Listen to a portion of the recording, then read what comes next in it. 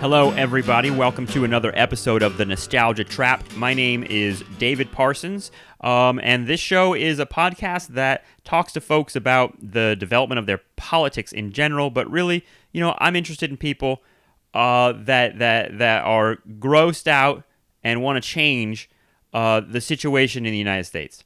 And I know that's a broad way of framing it. But this conversation, I'll give you an example of what's, that feeling of alienation that I have, and I wonder if people share it. I think they do. I think the people that listen to this show certainly might share this feeling of alienation and revulsion when you see things like Bill Maher and Ben Affleck debating Islam on HBO. And feeling like it's fucking 1930s in Germany, and that we are actually going to fall into legitimizing really disgusting and dangerous conversations about entire cultures, entire races, entire groups of people that constitute billions of people on the planet. It's really hard to watch that stuff, and not only to watch that stuff, but to see in the wider culture and social media and everything else how much it kind of you're supposed to pick a side, that either Ben Affleck or Bill Maher represent your viewpoint, and I feel like it's such a just a prime example of how dangerous and nasty the political and media situation is in America, particularly that media figures, elites are controlling the conversation that way. It scares the shit out of me. I'll just put it that way. So my guest today is someone who is very concerned with American politics and is someone whose writing you can find about American politics. Great stuff. Her name is Sarah Leonard. She's a senior editor at The Nation magazine. This is a publication that has, I'm sure you know, a rich history and a strong place in American life and American politics for the last 170 years? I think they started in 1865. So Sarah Leonard is someone who continues with that tradition of writing about American politics from the left at The Nation. And she tells me a lot about kind of, we talked about electoral politics. We talked about her work on the Obama campaign and how that kind of led to her disaffection with the Democratic Party, and how she's evolved as a political thinker. So we had a great time, and I thank Sarah for sitting down with me. I hope you enjoyed this episode. You can find more on iTunes, obviously. You can go to nostalgiatrap.libsyn.com to download all the episodes. You can find it on Stitcher.com. And JacobinMag.com has been featuring some of the episodes, so thanks to those folks over there. You can also, of course, like the Facebook page for updates on new episodes and thoughts from yours truly. I hope you enjoy this episode. This is me talking to Sarah Leonard of The Nation.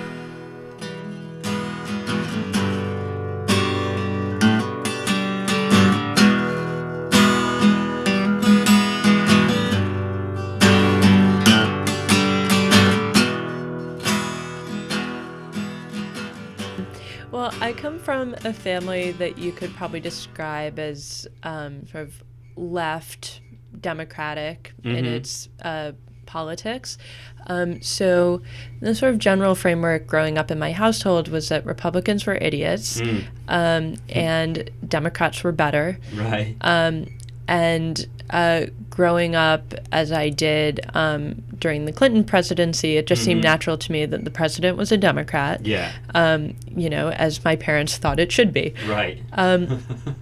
Which meant in 7th grade, I was somewhat startled by Bush stealing the election. Wait, why were your parents so liberal? Like, where did that? What do they do for a living? Are they educators? How did that happen? I don't know. They both came from families that were lefties. So my dad's family they were from New York and Philadelphia. They were Irish Catholics. They were really committed Democrats. Right. And my mom's side of the family, a couple generations back, had immigrated from Eastern Europe. They were Jewish. They moved largely to Detroit. And so the sort of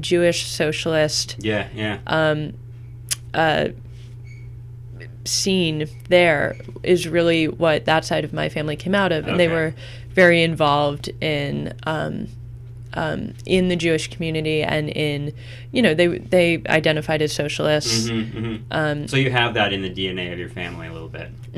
Yeah. Okay, so in high school, and you said you came of age during the Clinton years. I don't know how old you are. But I'm 26. Okay, so yeah, I mean, I feel like that the 90s were really important politically in a lot of different ways. They were like, in hindsight, the last, like, I don't know, I feel like they were the 90s are my nostalgia trap, I guess that's the name of this show, and partly because I think of the 90s as this, like, really, like, particular moment around politics, and, like, I feel like MTV played a bigger role in, like, telling me what was happening. And it's weird to think of that now. Like, I don't know if I was like duped into thinking this was really revolutionary when it wasn't. But how did you relate to all of that culture in the Clinton years? That must have been like high school for you, right? Earlier Than that, yeah. I mean, in very significant in fourth grade, I suppose it was. Have been fourth grade. I learned what adultery was. Thank you, because Clinton. Because of the Lewinsky scandal. Yes. Jesus. So sad that woman's name is still, like, that's the scandal we remember from that age. Yeah, we could have done better. Yeah.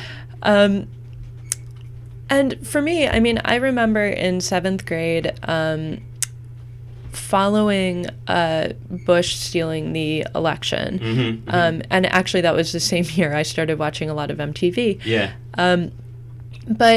But I remember distinctly being in the computer lab at my school, right, and, like, refreshing it, and checking on the election results. This is the 2000 election. Yeah. Yeah, I remember it very well. Yeah. And at a certain point, we didn't know how long it would take, everything. But we had the internet, and I think we all had Hotmail accounts. And so we were following it very closely online, and I remember being very outraged by the sense of injustice that this was a stolen election. Right. And that, ultimately, that the Supreme Court could be so complicit in it.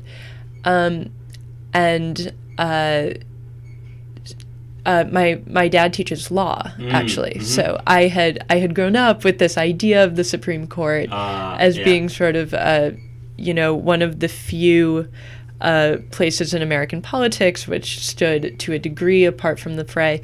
This has since proved to be obviously a complete joke, and if I had known my history better in seventh grade, I might have known that then. I don't think you can be blamed at in seventh grade for not understanding that. But was it like raw and emotional? Because I remember just feeling like it was it was definitely like a disillusioning moment, right, for that to happen. And it wasn't just the Supreme Court. It felt like there was something, I don't know, I think I'm starting to change a little bit of how I feel about the Bush years in light of the Obama years, but Bush just seems so, like, outwardly crass. Like, he just seemed like this is... Well, we're used to having our elections stolen by money, but we're not used to having them, like, wrenched out of our hands, in such a visible way. I mean, you recall the Republican staffers banging on the door and shouting outside of where the ballots were being counted. Yeah. I mean, this was an unbelievably aggressive power move and very visible. And it was grotesque too, like, just visibly, like, everything about it. All of the Bush clan and Kathleen Harris and, like, everything I remember about Christopher Buckley could not have written a better story. I mean, they were like, I don't know.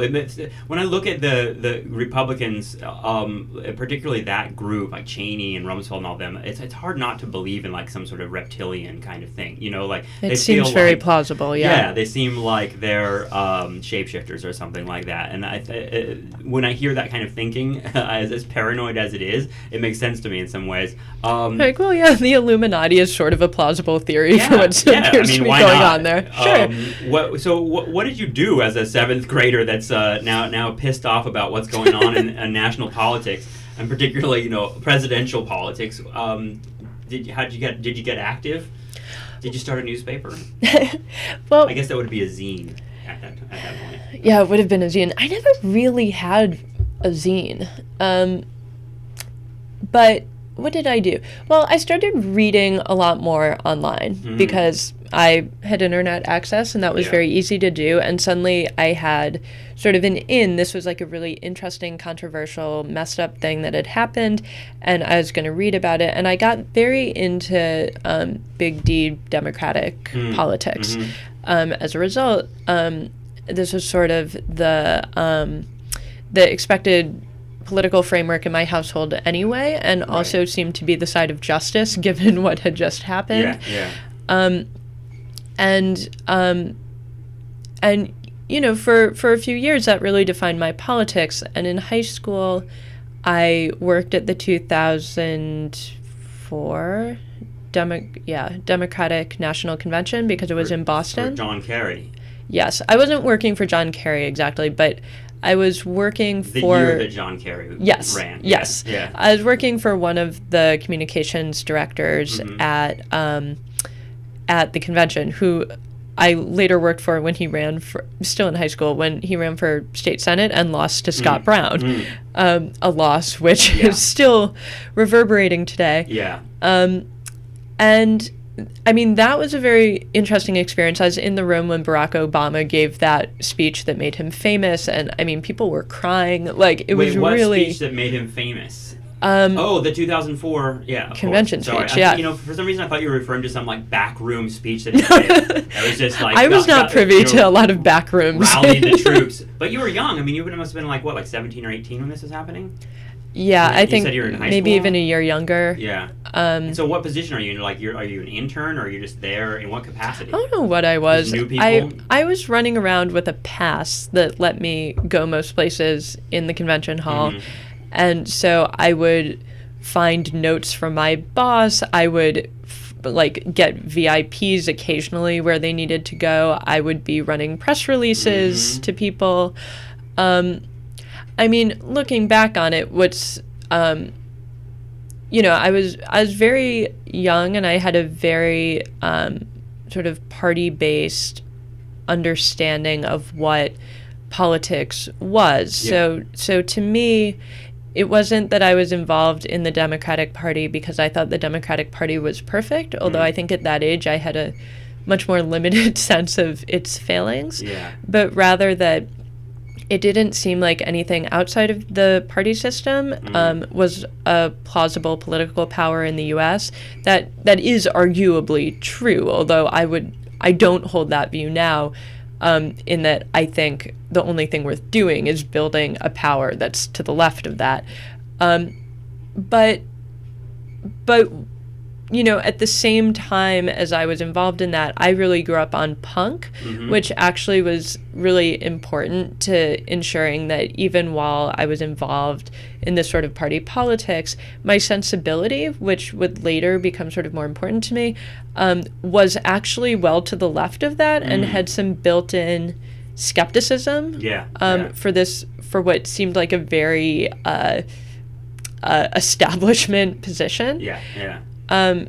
And, you know, anyone around that convention, to my mind, looking back on it, should have been outside protesting, right? But as a 16-year-old, I thought, you know, we care about taxing the rich, we care about welfare, we care about women's reproductive rights, and I didn't see at that age a better way, a bigger force that was for that. Were you aware of like the battle in Seattle and all that was going on, the like globalization stuff? It seemed like, I mean, for me, like and this might not have been your experience, but for me, like the entryway into that kind of like you know, more left position away from Democratic Party politics was like learning about globalization and learning about like the Palestinian and Israeli situation. And those two things, like especially on college campuses in the 90s, were like the big issues. Were those issues for like, were you learning about those things? Or what was your entryway into like being like, okay, my punk sensibility can actually like be answered by a politics that's not like, because, you know, punk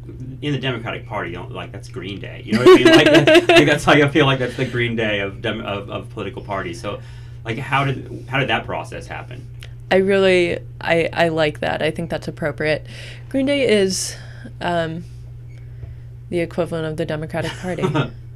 How sad. Yeah. Green Day used to be much catchier. Their serious turn really has not done them any favors. You liked them a lot when they first came out. Look, like, I will never apologize for liking Dookie. Yeah. I was really, I think I was really young when that came out, and every seventh grader must love that album. It felt like real punk rock. You know what I mean? Like, I look back at it now and I'm like, oh, that was just kind of like their first major label. No, but like, who cares? It's like catchy as hell. Like, you know, like, I don't care.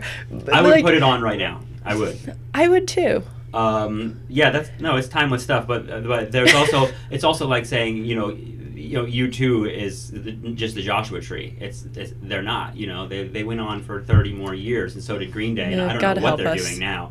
But I mean, they're all up on your iPhone. To get back to the Democrats, how do you? I mean, didn't 9/11 do something like how did that change your ideas? Because I mean, for me, 9/11 was just like, holy fuck, like this is so much bigger. Like what's going on in the world is so much bigger than like, I don't know, even parties or that kind of politics. It seemed like there was an entryway into a much wider discourse after that. Yeah. I mean, I remember that mostly as being when the big civil liberties crackdowns of various sorts began, and when I really became aware of questions of surveillance. Yeah. So, being against the Patriot Act, being against the Iraq War, in, I guess, how old was I? In 8th grade, I don't think I had a really sophisticated view on the war in Afghanistan. Is it Republicans go to war? You know what I mean? Like almost like the Bush years allowed us to just very much locate war as that's something that asshole Republicans do. It's cowboy diplomacy, like all the terms were right. Although at the same time you had all of the Democrats except for Feingold voting for the Patriot Act. Yeah. And that was very visible too. And I think, even at that age, the Patriot Act sounded insane to me. And so as I sort of proceeded in college, so I went to college in New York. There are probably most people at my school were in some way left of center, or in America would be considered left of center. But it wasn't a radical campus, particularly, despite its reputation. Right. I mean, I wonder what the scene is like. What it's like up there. I think it's much more interesting now than when I was there. Yeah. We had a couple of controversies while I was there, including Ahmadinejad coming to speak, which was just... That's right. Was that the one where he said that there were no gay people in Iran? Yeah, no gay people in Iran. Yeah. Which got a good laugh. Mm-hmm. I mean, the entire thing was sort of a circus. It was ultimately insignificant. But in college, it was very easy to plug into a sort of Democratic Party politics, and I did that at first. But as I came to find it, I found it deeply unsatisfying. I mean, the Democrats cannot explain what's happening in the world. Right. They have no way of explaining, even the Euro crisis. Yeah. I mean, there's no party framework that helps you understand the world better. And, to add to that, the Democrats increasingly seem very similar to the Republicans. Yeah, right. And they're doing a lot of shitty things. And so I began really casting around for a politics that was unapologetically to the left of that position. And that seemed... thought through, serious, and the entire time I had been at college, you would approach campus and someone would shove a sectarian newspaper in your hand and ask for $1, and I was like, these newspapers are bad, it's not a thing to be taken seriously. And so that was sort of my impression. I started looking Marxism. around. Like you're talking about like socialist rags, that kind of stuff. I mean, I don't want to describe that as Marxism generally. That's a very specific sectarian. Right. Okay, so but Marxism is floating around. I mean, once you're in college, Marxism is kind of like unavoidable. Right. So how are you? Because it seems like you're like it seems like you're kind of a pragmatist at this point in your life, where you're kind of like, well, I'll go for the Democrats because it's like how we kind of filter power in the United States. But I'd rather really believe, or I believe more, kind of harder left stuff. Where did Marxism enter, or if it did? I mean, I assume it did in some respects, like that kind of viewpoint at least. Like, how do you relate to that? I really came to it first academically, and it made sense to me because of my social politics. So we have a core curriculum at Columbia, which includes reading many things from Plato to Spinoza to Foucault. What were you majoring in? I was majoring in U.S. history. Okay, yeah. Shockingly. And so I was actually required to read Marx, and I did. And at the same time as I was reading Marx, I've always been fascinated by the American South. That's a particular interest of mine and always has been. And I was taking a course on the history of the American South with a professor called Barbara Fields, who is herself sort of a Marxist humanist. She's written some of the most illuminating essays on race that I think you can find. And she is a tough and very good teacher. And so at the same time as I was reading Marx, I was seeing how Marx is used. Yeah. And she really uses it, among other things, to completely deconstruct what most Americans think of as race. And just the power of that analysis was so impressive to me and had such profound social consequences if sort of carried through as an idea. I was just so moved by it. And it seems like that I mean, I don't know her stuff, but I'm assuming that it's like obviously a deconstruction of like race and class together.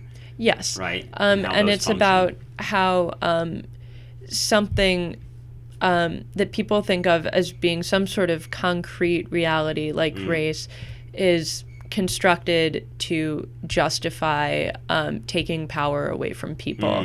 So the most sort of pat version of her narrative would be that in the U.S. you had, prior to 1776, you had people of all colors, many of whom had been brought as servants or slaves, including white people who were indentured servants.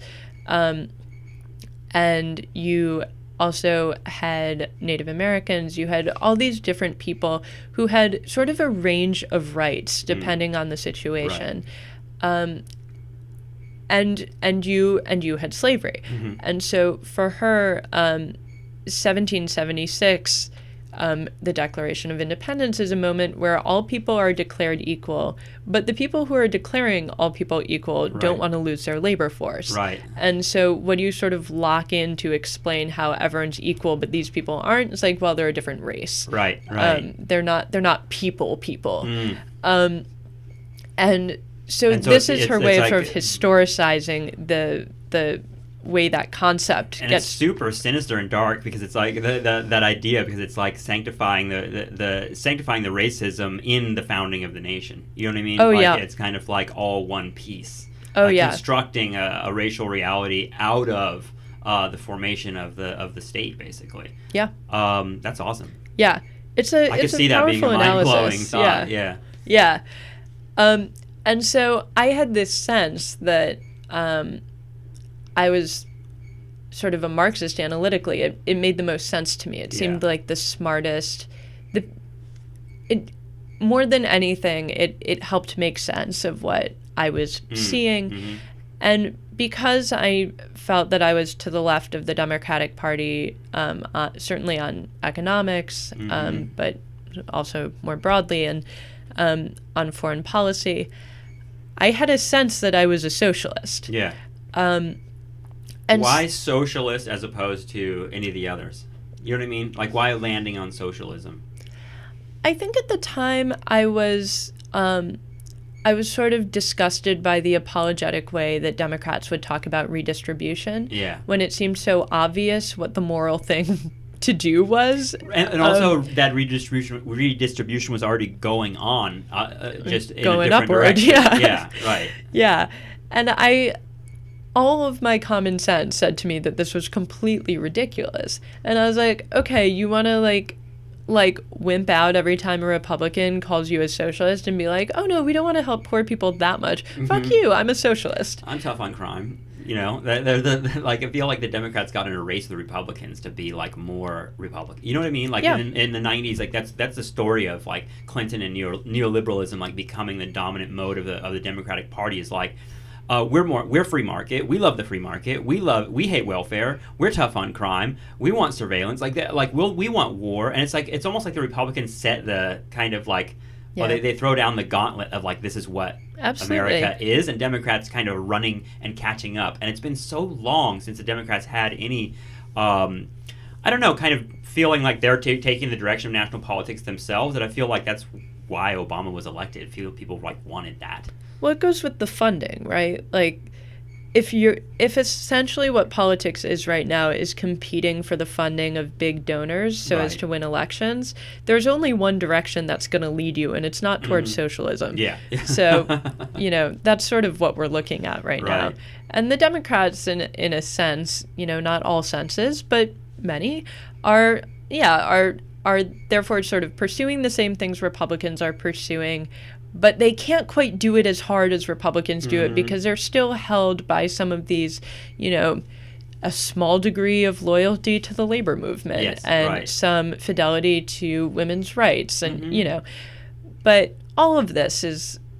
it feels like that's just keeping coalitions together. You know what I mean? I feel like that whatever the Democratic Party has for labor or for, you know, fidelity to women's rights...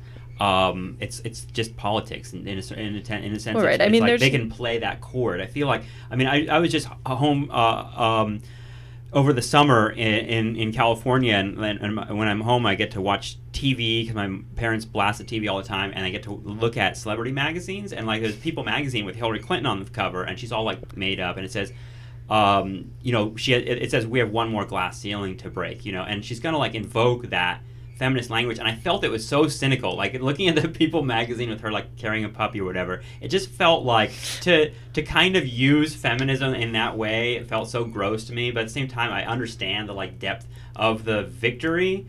It's Barack Obama again, though, isn't it? Is well, is the that thing a trap? I find really despicable is that you just can't claim. Look at Clinton welfare. They hurt women. They just hurt women. Right. They made women poor. They made them work when they should have been able to be with their kids. They blamed them for the economy. I mean, it was just like totally despicable shit. Yes. And then to say, you know, and I don't want to make Hillary Clinton and Bill Clinton the same person. Right. But you know, they're a team, and they've spoken about, I think. and they've spoken about the same policies. You know, so you know, I would like for Hillary to get grilled a little more on her opinion about welfare reform in the 90s, because I don't think that you can claim to be a feminist when you are absolutely screwing poor women. Being a feminist is not about breaking the glass ceiling. It's about most of the women being in the basement. And like that's not okay. That's not feminism to me. No, I agree. And I mean, but at the same time, I understand the like depth of why people like would be excited about the prospect of a woman president. You know what I mean? Like, it's just American history. Oh, of course. I was talking to Frances Fox Piven last week. I asked her about this, and she said it's just American history. She's like, it's just the way things have worked out. And of course, people are going to be excited about a black president. Like, she was excited about the prospect of a black president. I mean, speaking of that black president, like, you were in the room when he made this speech in 2004, right? That was like, I remember this now. This was like, this guy's going to be something. You know what I mean? This is like that. I didn't realize that he would be president in 4 fucking years after that, which is amazing. Like, the guy's a powerful and potent political actor. But in any case, like, were you like excited about that as everyone else was in 2004? I feel like, because I think I probably bought a little bit of it in 08, so 04 was even more so. I was excited in 04. It's almost hard for me to relate to like my 16-year-old or 18-year-old self now. You're not the only one. Yeah. But Yes, I was excited when he gave the speech, but by 2008, I was not excited, and I didn't care. And this is my sense with Hillary, is there's a degree of nice symbolism in the most powerful job being held by a woman, in the same way as there's something symbolically powerful about being held by a black man. But the symbolism of that, which is that American values really are all they're cracked up to be, and we can all be okay, and everyone is represented and no one is oppressed, is an absolutely preposterous mask for the level of poverty and oppression currently in existence in the country. And, so in that sense, I just don't care that much. Yeah. Yeah. And it allowed people to make that conclusion, like we're post-racial, right. and I imagine we'll be post-gender after Hillary is elected, assuming she's elected, and some right-wing monster. I mean, that's another thing about the trap we're in, is like stopping the right-wing monster, right? There's always this sense, and I don't know if it's cultural or whatever. I mean, George W. Bush was this kind of like grotesque cowboy to many like East Coast type people, right? Mm-hmm. Like East Coast liberals are gonna of course think that George W. Bush is this crass, ignorant Southern dude, which he, ironically, because he's like from Yale and like really like a part of the elite. But in either case, there's like this sense that we got, no matter how bad the Democrats are, we gotta stop the nasty Republican monster. But that ends up being a trap, doesn't it, electorally? It's just not a good use of energy. Yeah. The Democrats are doing. Are they quite as evil as the Republicans? No.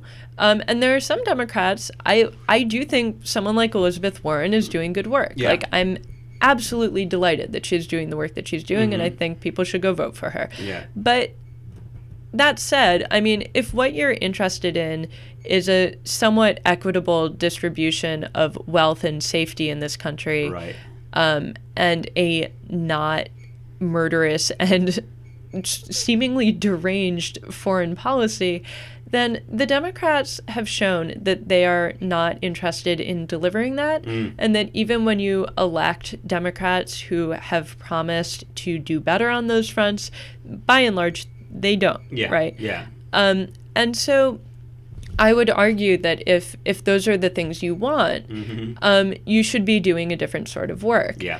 And so I think, for example, there is some sort of local left work being done that's really interesting. And in some cases, that's actually like socialist elected officials. You could look at Shama Sawant. We talk about her a lot on the show. Great. Yeah. She's doing great work. But there are also local organizations involved in labor struggle, involved in tenants' rights, things like that. And it's not that that you can fix all of the countries or the world's problems from your tenant association, but first of all, it's more local things are good work. Yeah, you're doing something good. Right. But second of all, that's the first step to organizing bigger things. Yeah. If you are not involved with the actual struggles of people and what they need and what they want, then you're not involved in real politics. Like, you're not. Yeah, and it seems like those kind of local projects that however you want to kind of like construct that, and it builds political values for those larger projects. You know what I mean? Yes, exactly. And so this was a really interesting function of Occupy. Actually, was I wanted to get to Occupy because I know you're involved in that in some capacity. Occupy was something that I came out of nowhere for me in terms of like in the summer of, I guess, 2011, right? Was the fall of 2011 when Occupy happened. In the summer, I was, I think I was riding a bicycle in Central Park with a friend of mine who's also a professor at CUNY, and he said, "Have you heard about this thing called Occupy Wall Street? Some people are going to go like hang out in Zuccotti Park, and they're going to attempt to start a conversation about economic matters and political stuff. And I was like, I guess for me, I just didn't understand what it was, and then had a growing sense of like real excitement as I understood how it was going to take shape, and it turned into something much bigger than I anticipated. What was your involvement? How did you come to find out and know about Occupy and get involved in it? So I found out about Occupy from a friend of mine named Willie, who is an anarchist, and he had just been in Spain with the Indignados, and he came back, and he had also been involved in Bloombergville, which fewer people remember, but was a protest. Is that like a play on Hooverville? Yes. Yeah, okay. And sort of camped outside of Bloomberg's office, protesting. What was it at the time? I actually don't remember. But it had to do with the city budget. Yeah. There were a series of nightmares. It's easy to get there really were. I mean, seriously. Bloomberg was, yeah. So he said, come on, this is going to work. It's going to be a thing. Yeah. You need to go. Right. And I was like, yeah, like I've seen this before. But I went, and I was there on the first day, and it was really beautiful. And I kept going back, and it became clear that the mainstream media coverage was condescending, inaccurate, basically that if there was going to be a fighting chance for this movement, there needed to be a different way to cover it. The New York Times was writing incredibly condescending things. And tone deaf, too, like completely, like, really just not even getting it. You know what I mean? Awful. Like, it is embarrassing, yeah. Yeah. And so me and some other editors, a lot of them at M+1, decided to make a newspaper that would reflect the movement to itself as it saw itself, which was diverse, which was having arguments, which was, working out what organizing really meant in this sort of occupation situation. It was, what sorts of things we wanted. Yeah. And so, and also then to reflect that out to the rest of the world. Right. And so we made the Occupy Gazette, which had 4 issues. It was sort of a broadsheet. They looked amazing. And they were worked on by professional... was it paper, too? Yeah, there's actually a free Cecily edition of it behind you. Oh, sweet. I see it. Yeah. Cool. And... I'm grabbing it. Sure. Okay. So was this online, too? Yes. And so... Is it still going, or you said you only did 4? No, we did 4. It lasted for the duration of Occupy. Right. It was always at least 50% women. It was pretty diverse. We solicited submissions from occupied sites all over the country. We solicited different points of view within the New York occupation. We ran pieces on economics. We ran pieces on the debate over demands. We ran a lot of diary entries from New York and elsewhere about just what was going on day to day, because kind of no one knew, and it was happening all over. It was kind of like this weird, like, I studied the 1960s, and so like it was like and 70s like protest movements and stuff like that, and like it felt like this weird kind of condensation of all that energy in one place. And I wasn't sure if this was like a sequel to the 60s, if it was a capper of the 60s, and this is the last time we do this style of shit, and then we move on to something else. It felt like something very much tied. Even like when I was there, like Michael Moore was there, and then like Crosby, Stills, and Nash were there. You know what I mean? And so like it was like literally like here's the decades of the left like coming back. So this magazine that I'm looking at is just such a it's such a document of this time. I wish every American could have seen what it was like to be in that park, because it was a really special thing. But like, where are we now? Like a couple years later, there's this kind of like, you just mentioned the debate over demands, and it seems like the consensus idea among even people on the left is that, well, Occupy was great and it was like a first step towards something, but like it didn't coalesce around a single demand, and the result is just this kind of like diffusion of that energy. I mean, so people from Occupy have gone on to do all kinds of things. As we were discussing before, tenant organizing, labor organizing. It really did show people who was on their side and who wasn't. Yeah. People like to set up this opposition between Occupy and labor, but labor turned out for Occupy. When Occupy said we're having a march, labor turned out. Yes. And similarly, the Teamsters were on strike at Sotheby's at that time, and Occupy people went and marched the picket with them. And so those things were not oppositional, and I think fed into each other in a really positive way. But no, this idea that Occupy needed a demand and the lack of a demand is why Occupy failed, I think is completely ridiculous. Occupy produced an incredible media moment on many levels by not having a demand, by being insatiable, right? There was nothing the system could offer. 1% language that's like really important. I don't think you can discount how important that is to entering that into the lexicon. It brought back a class analysis to a degree into the mainstream, and it introduced a lot of different types of activists and journalists to each other, which has since then been extremely productive. It helped the left kind of get together. Right. But the problem was not the lack of a demand. I mean, the reason everyone was in Zuccotti Park, right, was labor has gotten so precarious in this country, and people don't have jobs and people don't have health care. And, one of the reasons is, since the 70s, I mean, there's been, an aggressive and successful effort to break the unions. Yeah. So people don't have the things that they need, and they have no way to fight for them.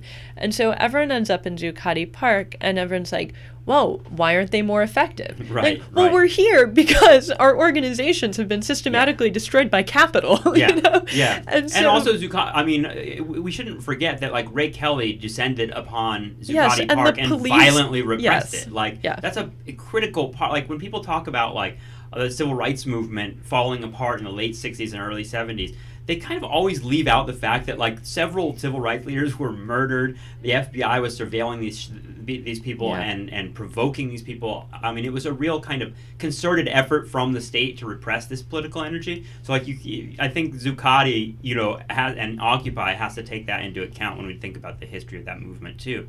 Yes. I know you have to get going in a few minutes here, but I wanted to make sure to ask you about the Global Climate Change March on Sunday, because it's, how does it relate to Occupy? Is it a continuation of Occupy? It seemed like it when I feel like everyone who was at Occupy was at that march on Sunday. Yeah, the thing that was fascinating to me about the march was I was looking around at all the signs, and, there were hundreds of thousands of people there, and, looking at the signs, talking to people, there's real anti-capitalist sentiment involved here. And there were criticisms of the march from the left saying this has corporate sponsors. There are organizations involved with this who, according to our analysis, can't possibly deliver us from climate change apocalypse because they're too invested in the existing capitalist polluting system. But what I found remarkable about what was out there was the radicalism of hundreds of thousands of people. Yeah, right. It's almost like what you would see at, like, what was described as like a fringe element at the battle in Seattle in 1999 is like that's like the mainstream of that movement in on the streets in New York on Sunday. I do think there's a sort of silent majority that's skeptical of capitalism. I mean, there was that Pew poll, right, showing that young people are skeptical of capitalism and open to socialism. Yeah. But you see it in these marches, too. And, I mean, thousands of people were involved also in Flood Wall Street, which was meant to indicate that the way that Wall Street drives growth and invests in certain things produces climate change, and that they are one of the major oppositional forces in limiting the things that are causing climate change. I would say they're the enemy of the earth and the enemy of humanity. That seems on point. Right. You're polite about what role Wall Street plays. Were you at the Flood Wall Street? I couldn't. We were closing the magazine. I didn't hear much that went on there. I did do jail support. Okay. But 100 people were arrested. Wow. A lot of people willing to throw down. Yeah. No, I was just watching like Chris Hedges debating a libertarian there, which is a fun YouTube clip if you want to look that up. But the climate change thing, it seems like, Naomi Klein has this new book out, about the climate, and it's basically like, I think she's kind of suggesting like big state structures to like kind of reverse this stuff. Or she's particularly, her and Shama Sawan are calling for the nationalization of like energy industries. It seems like that is a logical move, and like a logical in terms of like that one demand, you know what I mean, in terms of climate change at least. Do you think there's any chance of that happening, of like nationalizing oil companies in the United States without some sort of like insane revolutionary push? I know that's an insane, impossible historical question, but it just seems like guys aren't going down without a fight. It's a very sensible idea, obviously. But will it happen? I mean,